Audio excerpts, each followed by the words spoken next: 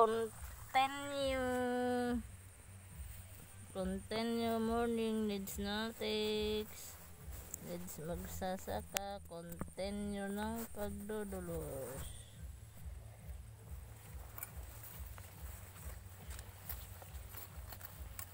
Continue yung pagdudulos. Igang-iga ang lupa sa sobrang init. El Nino na. Sana naman ulan-ulan naman kay magsisimula na kami ng pag-aano ng palayan para magkatubig naman at madaming tubig na dumadaloy sa irrigation. At kung hindi, kawawa ang magsasok ko, kawawa ang magpapalayan, walang makain na bigas kung ganoon. Sana Lord, tulungan mong magsasaka Lord, paulanin mo siya Lord, para magkaroon ng tubig ang palayan Lord at hindi matigas makinahin at hindi maano ng oras, para kukunti lang mabayaran namin sa oras Lord. Ikaw na pong bahala Lord. Magmamakina na, simula ng makina sa Mayo.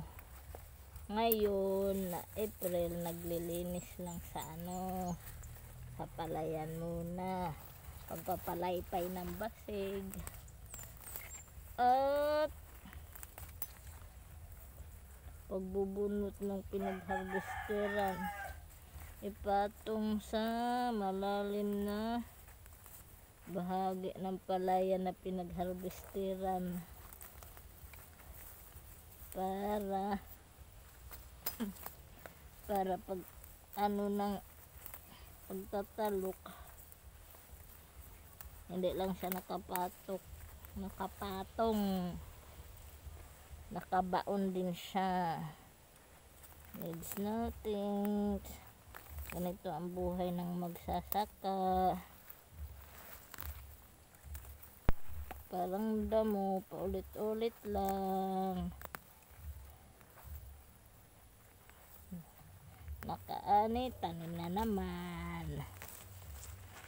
Maraming damo, tanggalin na naman ang damo para makalaman ng husto ang gabi pag magtanim ng gabi, at nakagulay din ng itong gabing inasupre na makabagkat na naman uli. At sana makabenta kami nito. Magkano kang kilo nito ng gabing inasupre? Walang extra income guys. Ano ka magandang extra income guys bukod sa magpapalayan? Anong magandang extra income para panggastos sa palayan?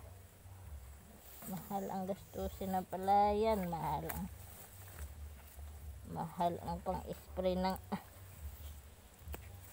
kuhol, mahal pang spray ng uod, tapos wala ka extra income. Saan mo kaya kukunin? Aantayin mo pa 3 buwan bago makaano ka ng pira. Daming presiso, magbibilad ka pa para mabigas. Please subscribe my YouTube channel at Needs Magsasaka, and add my Facebook Arnida Kabukin at Nadina Lisarukin Kabo. God bless po.